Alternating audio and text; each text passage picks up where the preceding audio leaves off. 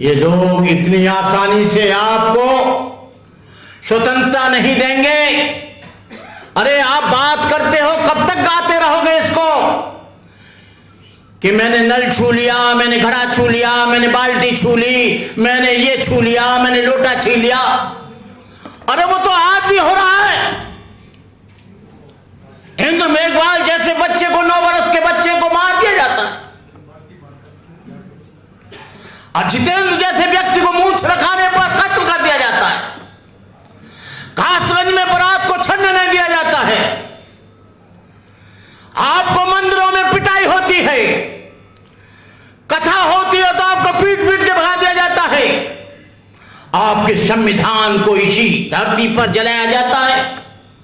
केवल इस पार्लियामेंट की बगल में जहां पर लोग बैठे हैं, 135 लोग पार्लियामेंट में, उनके कान पर जू नहीं लगती है। रिजर्व सीट से आते हैं, लेकिन जो यहां का रिजर्व सीट का आदमी है, एससी का आदमी है, एसटी का आदमी है, बैकवर्ड का आदमी है, ओबीसी का आदमी है, उस पर जुल्म होता है, अत्याचार होता है, उनकी बहन बेटियों के साथ बलात्कार होता है। आप कब तक कहोगे कि हमारा ये फ्रीडम ऑफ चॉइस? इस देश में कल्पना मत करना, 60 वर्ष गुजर गए, अब आपकी फ्रीडम की चॉइस है। चॉइस का मतलब है बोलने का अधिकार, चलने का अधिकार, खाने का अधिकार। लेकिन यहां गाड़ी में आता है, गुजरात में कोई नया लड़का तो गाड़ी को तोड़ दिया जाता है।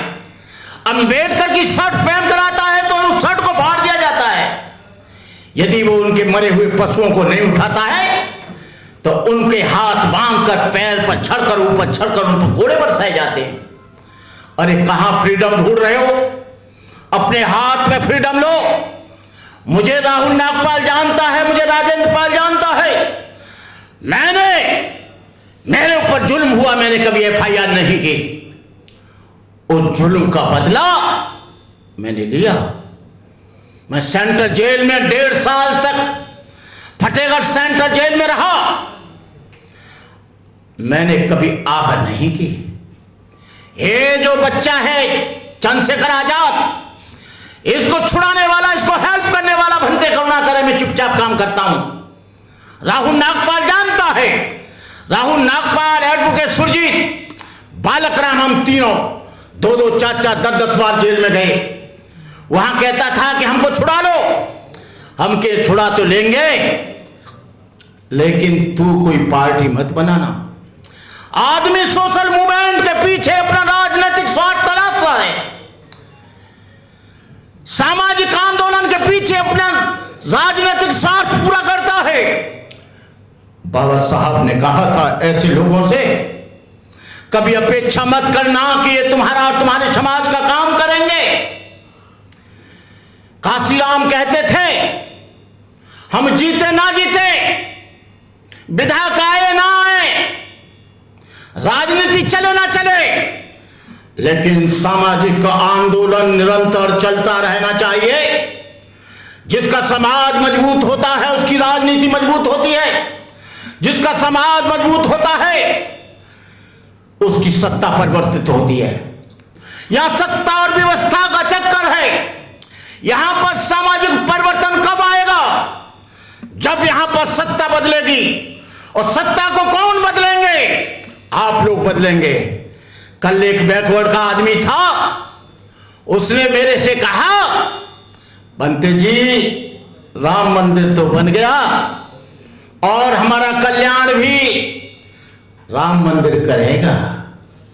हमने कहा तुम्हारे बैकवर्ड के लोग, विनय कटियार बजरंग दल का अध्यक्ष है, उमा भारती तमाम प्रतिनिधित्व करती है आरएसएस का और बीजेपी का।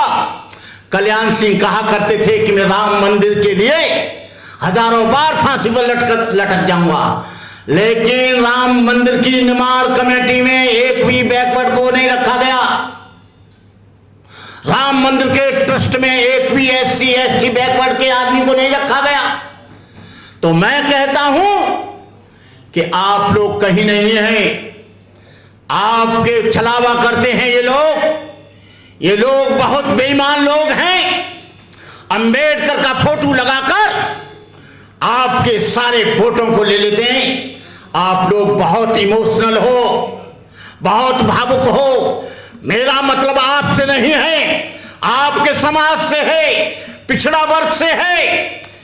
केजरीवाल ने बाबा साहब अंबेडकर और भगत सिंह का फोटो लगाया, लोगों ने सटासट वोट दे दिया।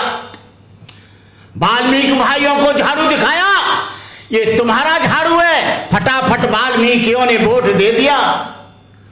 अंबेडकर का फोटो दिखाकर वो वोट ले गए, झाड़ू लिखाकर वो वोट ले गए, मुख्यमंत्री बन गए। मैं कहना चाहता हूं कि अब केजरीवाल जी, आपको पूछना चाहता हूं, डॉक्टर अंबेडकर तो किसी भी उसको मानते नहीं थे। 22 प्रतिज्ञाएं आज से नहीं है, 17वां वॉल्यूम बीजेपी ने छपाया, 40वां वॉल्यूम बीजेपी ने छपाया, और उसमें बाबा साहब की प्रतिज्ञाएं। तुम्हारे ये गडकरी जी 6 तारीख को 5 तारीख को मैं नागपुर में था। गडकरी जी, फडणवीस जी, रामदास आठवले जी और तमाम बीजेपी के लोग वहां पर थे। उस पंडाल में सुरेश ससाई की अध्यक्षता में 22 प्रतिज्ञाएं दी गई। 22 प्रतिज्ञाओं को आपने क्यों इतना बायबेला मचा दिया है पूरे देश में? क्या मुसलमान तुम्हारे राम को नहीं मानेगा तो क्या उसको निकाल दोगे? ईसाई नहीं मानेगा तुम्हारे राम और कृष्ण को तो क्या निकाल दोगे? ये भारतीय संविधान धर्मनिरपेक्ष देश है और इस बात की गवाही देता है कि कोई भी आदमी किसी भी धर्म को मान सकता है, किसी भी विचारधारा को मान सकता है, किसी भी आइडियोलॉजी को मान सकता है, किसी भी फिलॉसफी को मान सकता है, किसी भी दर्शन को छोड़ सकता है, किसी भी दर्शन को अंगीकार कर सकता है। ये तुम्हारी बपौती जागीरदारी नहीं है कि संविधान को विपरीत आप काम कर रहे हो, संविधान के आर्टिकलों को कुचल रहे हो, संविधान की धाराओं को कुचल रहे हो, आदमी की फ्रीडम, आदमी की जमहूरियत, आदमी का जो आपका सिद्धांत है उसको भी तुम कुचल रहे हो।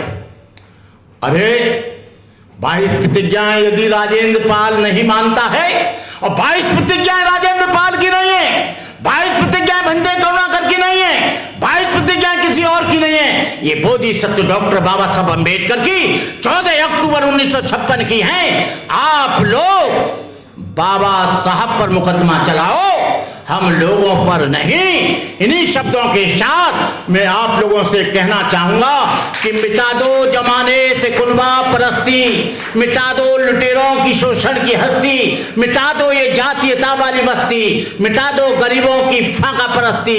जब तक है ये चांद सितारे, जब तक है धरती अंबर, भारत ऋणी रहेगा उसका, अमर रहेगा अंबेडकर। जय भीम, नमो बुद्धाय, जय भारत।